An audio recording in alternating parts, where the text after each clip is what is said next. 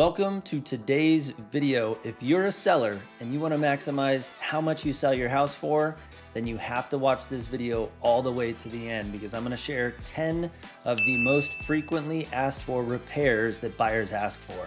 And if you stick around to the end, I'm going to share with you how you can get these done ahead of time and for a fraction of the cost. So you're definitely not going to want to miss that. We're going to jump into the video right now.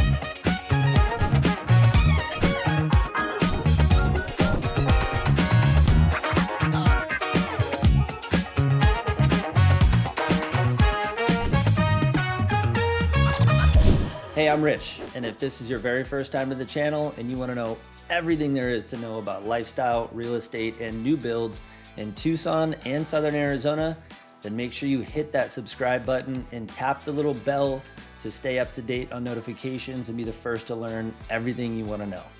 Having lived in Tucson my entire life, it's the city I know best and the city I love the most. With over 15 years of experience as both a certified real estate appraiser and a realtor, we get calls and texts every single day from people just like you who are looking to make a move.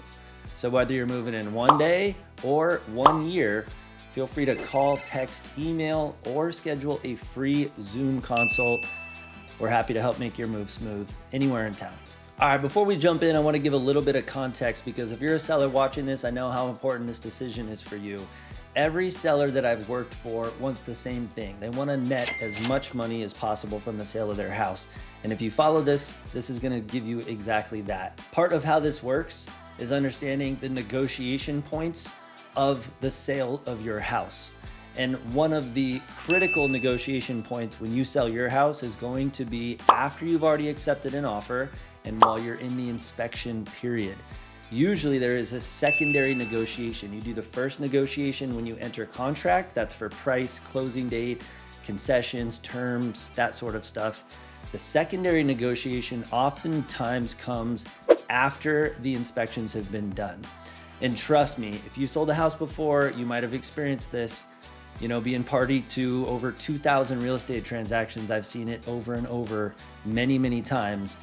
That is where a big chunk of potential sales price can be renegotiated by the buyer. And if you're a seller and you're not prepared, this is oftentimes where I see sellers put at the biggest disadvantage. So protect yourself. So jumping into number one, it's termites. Living in Southern Arizona, we really have a very common type of termite called subterranean termites. That means that they live in the ground. And having been through so many home inspections, it's kind of comical because pretty much the saying goes, if you don't have termites, it's not a matter of if you have termites, it's a matter of what are you doing to keep them at bay. And so that being said, termites, the subterranean types of termites, are not regarded as a big deal. They're certainly something that you need to take care of. So what I suggest is always having an ongoing service or pest control service. Usually they're gonna have some sort of a warranty. If you get them done, say you get them done today, they're usually gonna provide a 3 to 5 year warranty. They'll come back out once a year to re-inspect your house, ensure that there's no additional signs of new termite tubes. They'll retreat and spot treat if they do find evidence of new termites, and they'll just keep that warranty rolling. Typically, those cost somewhere between $500 and $1,000. And then that gives you a 5-year coverage, and then you can renew yearly after that. Now, that is something that is very, very common. It's something that I see on 90% of home inspections, whether I'm representing a seller and I'm reviewing the inspection that the buyer's agent provided me, or we're representing a buyer and we're walking them through the inspections. It's not a matter of if you have termites, it's what are you doing to remedy them. And on top of that, something else that I wanted to note, it's very rare that I see termite damage to an extent that it jeopardizes the structure of the house. These termites are so small. If you Google subterranean termites, they're just tiny. They're not, you have to have a serious infestation. In the 15 years that I've been doing this, I've only seen termite damage one time that has been bad enough that they had to pretty much rebuild a whole house. And it went on for 15, 20 years, maybe even longer, with a severe termite issue with zero remedy at all. So don't be afraid of termites, be proactive and get this taken care of. It will definitely pay off. Number two, oftentimes in Southern Arizona, we have an exterior siding of the home that's called stucco. That is a concrete-like exterior of the home that covers the wood fascia, the wooden studs, and it covers the whole exterior of the house. So it's like this concrete finish. It has a texture on it. If you're from Southern Arizona or you're somewhat familiar with the building styles out here, I guarantee that you've seen it. Much like any type of concrete product, it cracks. And when you get a crack in concrete, it doesn't mean that there's always an issue. But sometimes what we can see is that if there are several cracks in the stucco, which can totally happen based on how fast it cured, whether it was too hot that day when it started curing, how old the stucco is, whether it needs new paint to make sure that the cracks aren't showing. Those sort of things can create visual cracks. And from a buyer's perspective, if they start to see cracks, all of a sudden they start to spin a story in their head about what potentially could be wrong with the property. If there's cracks here, I wonder if there's water, and if there's water damage, and if there's water damage, maybe there's mold. You can start to see how, with so many years of working with buyers, I see these stories spin. And so just preventing these stories even starting, because you and I both know, I'm speaking to people who probably are interested. If you're watching this video, you're curious and interested in taking care of your home and making sure that it conveys to the next person in good order. And as a result, you want to maximize how much you sell your home for. So it's not about hiding anything. It's just about preventing the I guess, negative loop in a buyer's head that sometimes can start. Stucco cracks, we see them all the time. Easy to repair. You can hire a handyman to do them. You can even do them yourself, but that is absolutely something that we see very frequently and is easy to eliminate any type of stories in buyers' minds. Number three, insulation on exterior water pipes. Now, I know what you're thinking. It's Arizona, right? When are water pipes ever gonna freeze? Trust me, it happens every year. Now, it doesn't happen to every home, but if your water pipe is exposed to the elements and we hit that 1 or maybe 2 days that year that it drops into the sub-freezing temperatures, that could be a broken pipe. And I think from a lot of buyers that are moving from out of state, they're so used to seeing water pipes that are covered.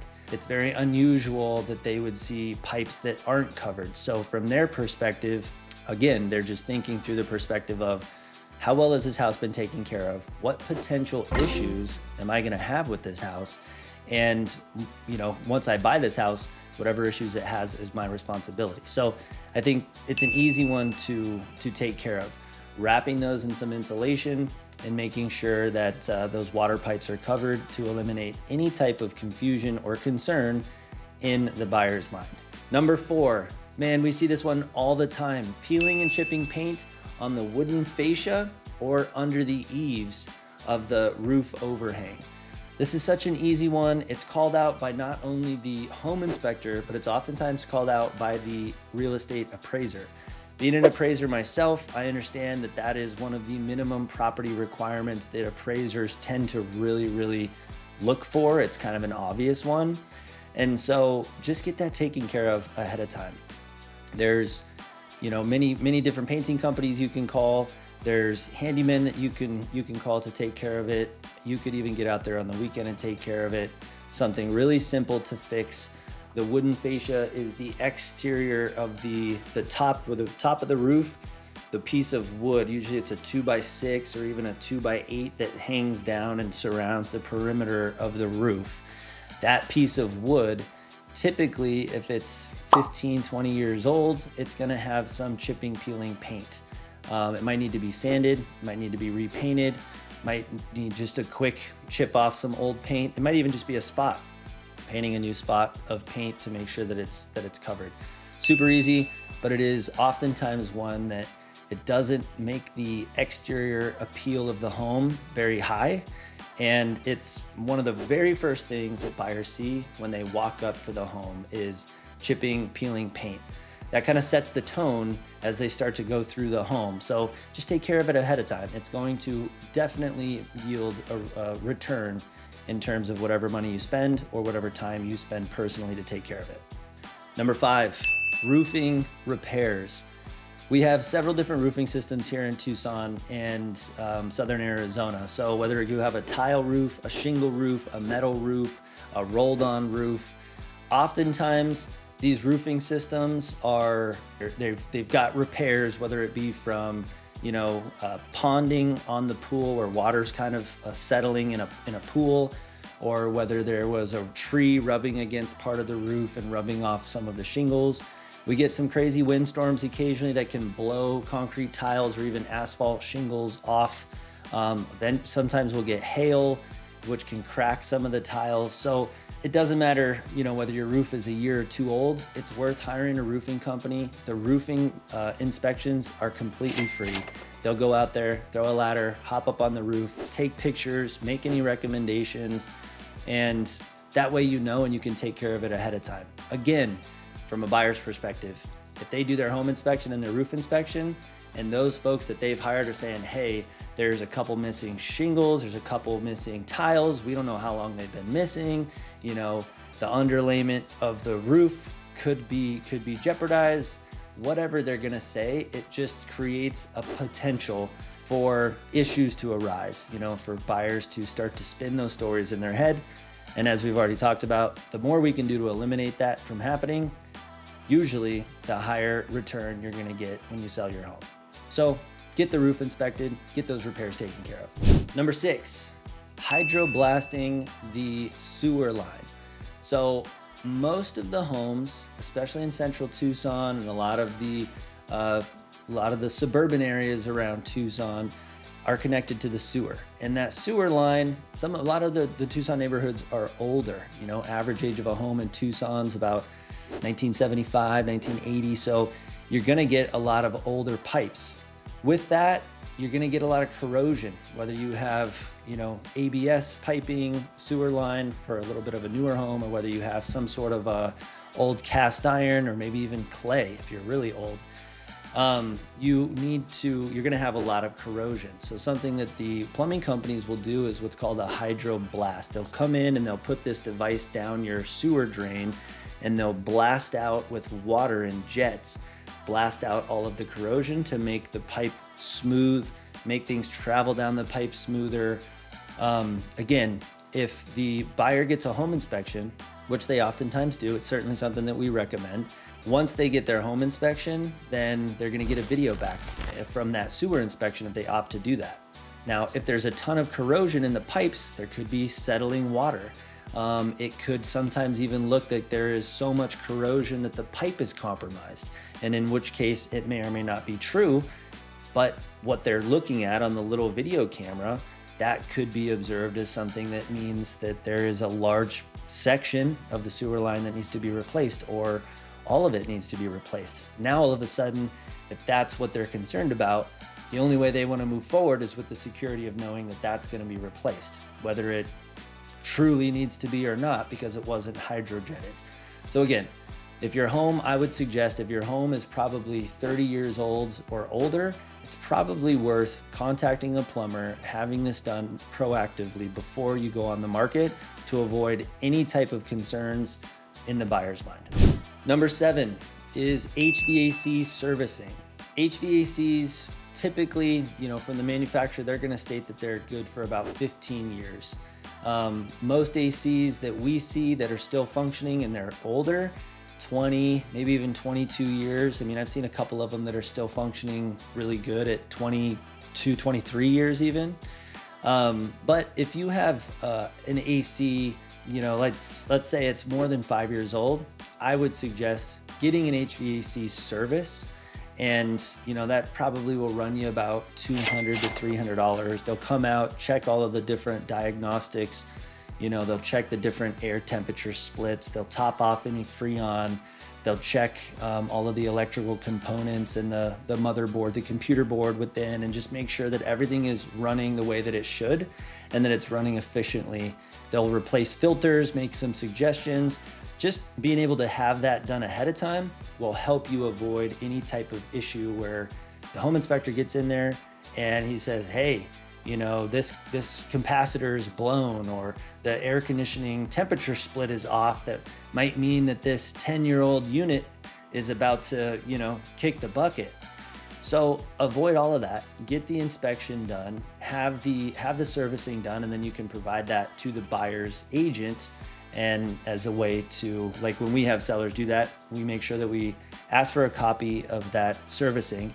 We upload that to the MLS, and I make sure that I provide that to the buyer's agent when they're submitting offers and when we're in contract, so that they understand that this has been already proactively taken care of. And it's just another example of like, hey, we're proactively taking care of things, so nothing in the inspection is going to be of concern, right?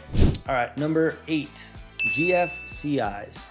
Those are special receptacles, electrical receptacles, typically within a certain proximity to some sort of water. So laundry room, bathroom, kitchen, anywhere where there's a source of water, they'll have an arc fault switch, which essentially is a special, it's the GFCIs are the ones with the little buttons that typically have a light on them somewhere. One of them has a light, and they'll trip, you know, essentially if you push the button, it'll activate them all again. If you know what I'm talking about, you know what I'm talking about. If you don't, then you can just do a quick Google search of GFCI. Now, in some of the older homes, that wasn't code at the time. And because of code being the way that it is today, if you have a house that's, say, 30 years old or older, you may not have GFCIs where you need to have GFCIs. And so that's something that oftentimes comes up on the home inspection report.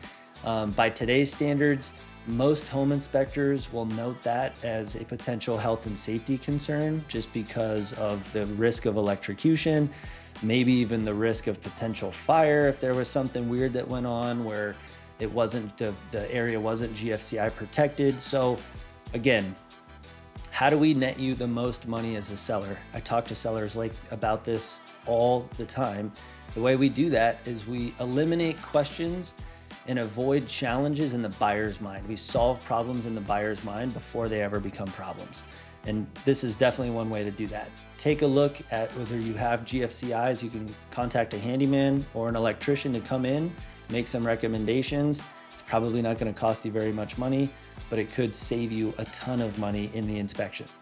All right, number 9, clean out the dryer vents. So oftentimes the dryer vent will just get loaded up with all of that lint, sometimes so much that there isn't even a clear passage from the beginning of the dryer vent where the interior of the home is to the exterior where the lint in the air is evacuating from the dryer area. That can pose a pretty significant fire risk. Home inspectors will definitely call that out. I would suggest that if you haven't ever checked that, let's say, you know, you've been living in your house for 5 or 6 years and you've never checked that, I would highly suggest that you do that because, again, not to scare anyone, if you do Google that, it has created many instances of house fires. You're running the dryer, you don't know that that's been clogged, and, you know, some really, really hot air is flowing through there. You know, some sort of spark or anything can grab that and create a fire within your home. So it's really simple. As many of these things are, you can do some of this yourself with a vacuum. You can hire companies to do it. Usually HVAC companies will come in and take care of it for you. But it's very easy to take care of ahead of time. It eliminates a potential health and safety concern in a buyer's mind, which allows you to ask for a higher sales price of your home because there's very little issues. All right, and number 10, the last one is leaky pipes. I can't tell you how often we have this happen where there is a slow drip at one of the connection points under a sink. Could be a vanity sink, kitchen sink, maybe a sink in the garage, sink in the laundry room, maybe even behind the washer or the dryer. There's just a small leak of something isn't tightened down. There's just a small leak there. It's so simple to go through your home, whether it's you or hiring a plumber that's already out there to take care of the hydroblasting, to go through and just check all the connections and make sure that there's not a leak anywhere in your home or a drip. When we do find that, oftentimes it can create some concerns for buyers, or it might have been leaking to the point where it's created some damage in one of the vanities or under your kitchen sink that you weren't aware of. And so if it's been going on for a week, 2 weeks, whatever, you may not be aware of it. And this is just something really simple to correct that we see buyers tend to get kind of freaked out about. It kind of starts that negative momentum in their mind that we want to avoid when we're representing sellers or when we're helping somebody sell their house. All right, so there you have the 10. Now I want to talk about how do you do these ahead of time and how do you save money? Well, first of all, taking a look at some of these things like stucco cracks, insulating the exterior pipes, painting the wooden fascia and eaves, cleaning out the dryer vents, and tightening any leaking faucets or plumbing connections. If you're somewhat of a handy person, I recommend taking care of that ahead of time. I mean, that's, a couple hours on a Saturday or a Sunday or after work, you can take care of that. That probably represents, depending on where you live and who you hire, that could represent saving $1,000, $1,500 in doing some of those items, or all of those items. Could be more, $2,500. I mean, sometimes painting fascia can cost $1,500 to $2,000 just for that. So you could be saving thousands of dollars for something very simple. If you're already watching this video, you're on YouTube researching things. So just type in how to repair stucco cracks, how to clean a dryer vent, how to paint the wooden fascia and eaves. Watch a quick video, see if it's something in your wheelhouse. I'm sure you'll probably understand whether it is or it isn't pretty quick, okay? Second thing is, I always find, having done several big substantial remodels myself personally, having built houses before, and having helped a lot of clients do the same thing, whether it's a renovation or building houses, I've worked with a lot of contractors. And one thing that I've learned for sure is when you get multiple bids for the same thing and you let those contractors know or handyman know that you are collecting multiple bids, you tend to get pretty competitive pricing. So that's what I would suggest. If you're a seller and you're getting your house ready to go on the market, contact some handymen and some contractors ahead of time and let them know, hey, I'm putting my house on the market. You're one of several people I'm calling to get the best price and the best options for. So, give me your best and I'll let you know if it works, right? Collect 2, 3 bids. And in that process, I'm sure you're probably gonna find something that you think is very reasonable. As a bonus, if you need good, trusted local contractors, local handymen, home inspectors, or anyone, over 15 years of doing what I do, I have a huge network of people that I'm happy to share with you. So send me a message, shoot me a call, and I'd be happy to share that information with you to help out. So there you have it. Now you know the 10 most frequently asked repairs for buyers. And if you're a seller, you're now prepared to complete these or tackle these before you go on the market to net top dollar when you do sell. If you like this video, make sure you hit that like button for me. And if you're not subscribed, please subscribe for more. I would really appreciate it. As always, I like to add some inspiration here at the end, so here you go. There is no other worthwhile endeavor in life than to find out what you are capable of. So take that in just as a reminder. And the last reminder for you is whether you're moving in 1 day or 1 year, feel free to call, text, email, or schedule a free Zoom consult. We're happy to help make your move smooth anywhere in town. And until next time, we hope to see you around town.